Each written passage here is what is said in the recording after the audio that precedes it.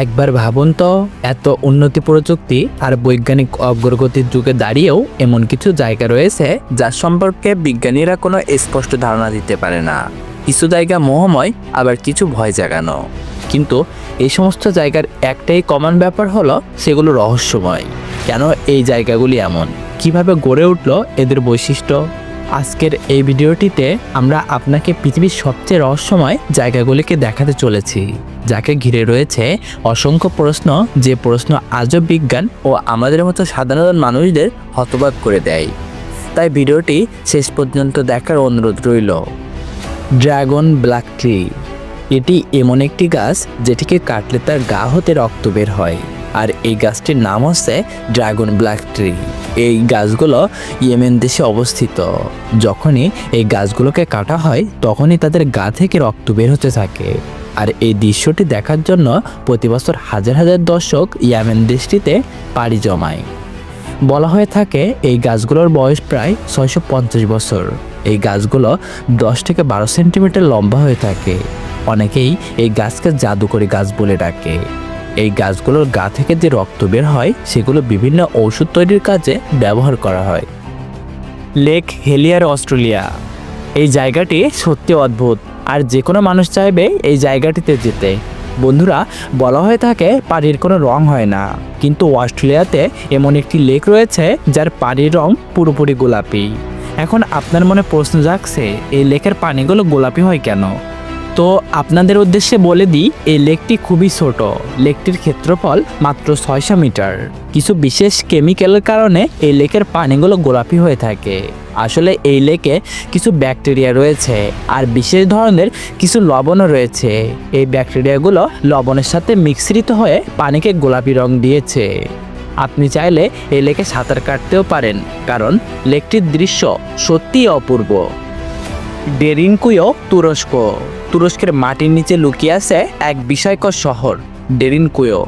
এক প্রাচীন ভূগর্ভস্থ নগরী, যা যেমন রোমাঞ্চকর তেমনই রহস্যে ঘেরা। ভাবুন তো, আপনি হঠাৎ এমন এক জায়গায় পা রাখলেন যেখানে একসময় সম্পূর্ণ একটি জনগোষ্ঠী লুকিয়ে থাকতো শত্রুর হাত থেকে বাঁচতে। এটি কোনো সাধারণ গুহা নয়, বরং আগ্নেয় শিলা খোদাই করে তৈরি করা বিশাল এক 18 তলা ভূগর্ভস্থ শহর। এই শহরটি তৈরি করেছিল প্রাচীন আনাতোলিয়ান মানুষেরা। আর সবচেয়ে আশ্চর্যের বিষয় হলো এই শহরটি ছিল অত্যন্ত উন্নত।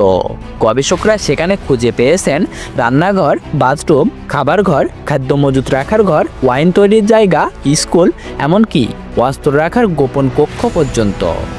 একসাথে প্রায় 20,000 মানুষ থাকতে পারবে এখানে।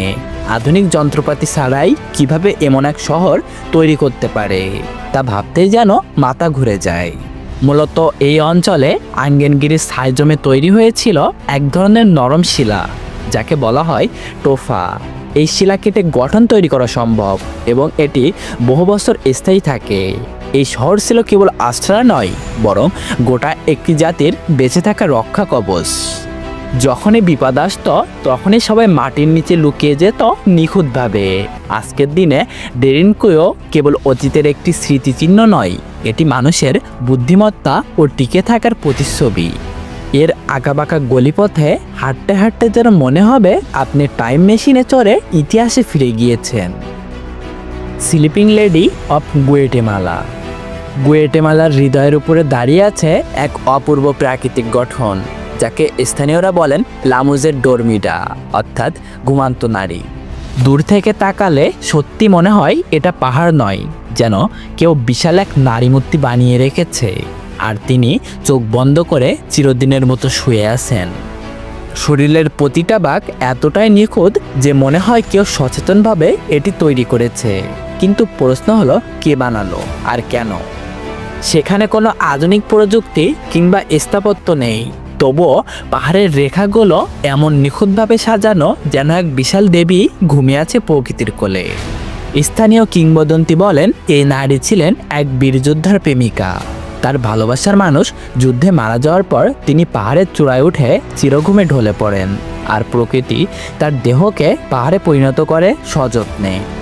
আবার কেউ কেউ বলেন এই পাহাড় আসলে এক বিশাল দৈত্যনী, যিনি যুগ যুগ ধরে পাহারা দিচ্ছেন পুরো উপত্যকাকে। বিজ্ঞানীরাও এই ঘুমান্ত নারীকে ঘিরে বেশ কৌতূহলী। কিছু গবেষক দাবি করেন এটি একটি প্রাকৃতিক ভূ-আকৃতিক বিষয় হতে পারে, যেমন প্রাচীন ভাঙন, টেকটনিক প্লেটও, বায়ুর ক্ষয় ইত্যাদি ইত্যাদি। তবুও প্রশ্নটা থেকেই যায়, সব পাহাড়ে তো এমন মানবীয় আকৃতি তৈরি হয় না, তাহলে কিভাবে এমন নিখুঁত এক আকৃতি গড়ে উঠল? আর কেনই বা এত মানুষ বিশ্বাস করেন এই পাহাড়টা কেবল পাথর নয়, বরং একটি আত্মা, একটি বেদনার গল্প এবং চিরন্তন প্রহরী। আপনি যদি কোনোদিন গুয়াটেমালায় যান তাহলে একবার হলেও তাকিয়ে দেখবেন সেই ঘুমান্ত নারীর দিকে। কেমন যেন চুপি চুপি দেখছে আপনাকে। হয়তো সে এখনো জেগে আছে, শুধু চোখ দুটি বন্ধ করে রেখেছে। আর এইসব রহস্যময় জায়গাগুলি আমাদের মনে প্রশ্ন তোলে যে দুনিয়াতে এখনো কত কিছু জানার বাকি রয়েছে। তো বন্ধুরা, আপনাদের কাছে কোন জায়গাটি সবচেয়ে রহস্যময় মনে হয়েছে? অবশ্যই আপনার মতামত কমেন্ট বক্সে কমেন্ট করে জানাবেন। আর ভিডিওটি ভালো লাগলে ভিডিওটিতে একটি লাইক দিন এবং চ্যানেলটিকে এখনই সাবস্ক্রাইব করে রাখুন, যাতে করে এমন সকল সত্য তথ্য আপনি সকলের আগে জানতে পারেন।